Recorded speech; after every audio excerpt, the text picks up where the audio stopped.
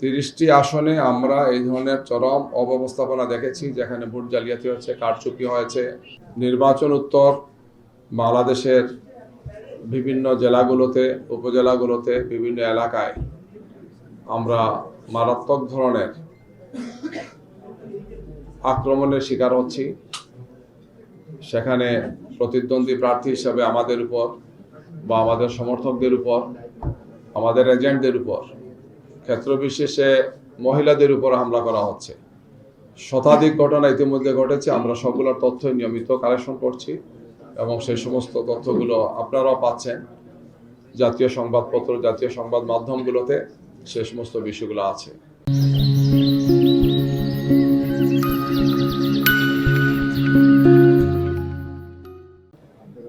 বিভিন্ন জায়গায় সহিংসতার ঘটনায় মৃত্যুবরণের ঘটনা ঘটেছে, মারাত্মক আহত হয়েছেন, পরে মৃত্যুবরণ করেছেন, এমন কিছু ঘটনা ঘটেছে।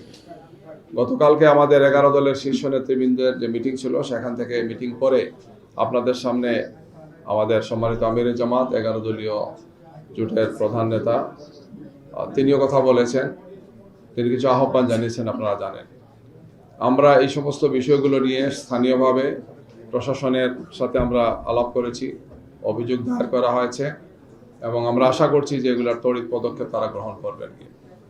একটি সুষ্ঠু সুন্দর নির্বাচন বাংলাদেশের মানুষ আশা করেছে এবং সেটি নির্বাচন সম্পন্ন হয়েছে।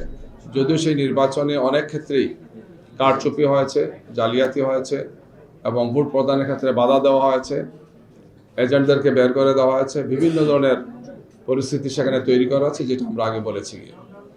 আমরা আজকেও আপনাদের সামনে এই সমস্ত বিষয়ে কথা বলবো। আমাদের আইনজীবীদের প্যানেল আছেন এখানে।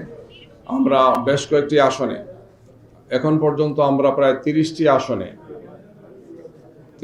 আসনে আমরা এই ধরনের চরম অব্যবস্থাপনা দেখেছি, যেখানে ভোট জালিয়াতি হয়েছে, কারচুপি হয়েছে, যে সমস্ত কাগজগুলো তারা দিয়েছেন সেখানে অপারেটিং হয়েছে, কষা মাজা হয়েছে, বিভিন্ন ধরনের অসুবিধা হয়েছে। আমরা এই সমস্ত বিষয়গুলো নির্বাচনের দিনও জানিয়েছিলাম। তাৎক্ষণিকভাবে আমরা রিটার্নিং অফিসার এবং ঊর্ধ্বতন অফিসারদেরকে আমরা জানিয়েছিলাম, নির্বাচন কমিশনকে আমরা জানিয়েছিলাম। কিছু কিছু আসনে ভোট রেজাল্ট দিতে মারাত্মকভাবে দেরি হয়েছিল। যেমন ঢাকার কয়েকটি আসনে আমরা ভোর 5টার সময় গিয়ে নির্বাচনের রেজাল্ট পেয়েছি, অথচ আরও কিছু কিছু আসনে বিদ্যুৎ গতিতে রিপোর্ট দেওয়া হয়েছে, রেজাল্ট দেওয়া হয়েছে। এই ধরনের চরমভাবে পক্ষপাত দুষ্ট কিছু আচরণ হয়েছে। সেই আচরণগুলো আমরা আপনাদের সামনে আজকে তুলে ধরব।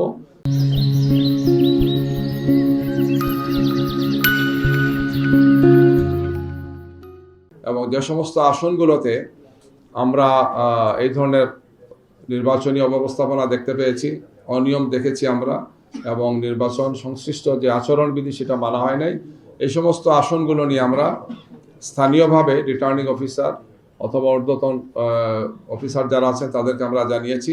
আমরা পুনঃগণনার জন্য, নতুন করে ভোট গণনার জন্য আমরা সেখানে সংশ্লিষ্ট যারা আছেন তাদেরকে আমরা আহ্বান জানিয়েছি, যাতে তারা এই বিষয়ে সেখানে প্রয়োজনীয় পদক্ষেপগুলো গ্রহণ করে। আমরা এই বিষয়ে নির্বাচন কমিশনকেও আমরা জানাবো, তাদেরকেও আমরা যোগাযোগ করেছি, তাদের কাছে আমরা এটা পৌঁছাবো এবং এই ব্যাপারে সম্ভাব্য সব ধরনের আইনি পদক্ষেপ নেওয়ার সুযোগ আমাদের আছে। আমরা সেই সমস্ত আইনি পদক্ষেপগুলো আমরা গ্রহণ করব।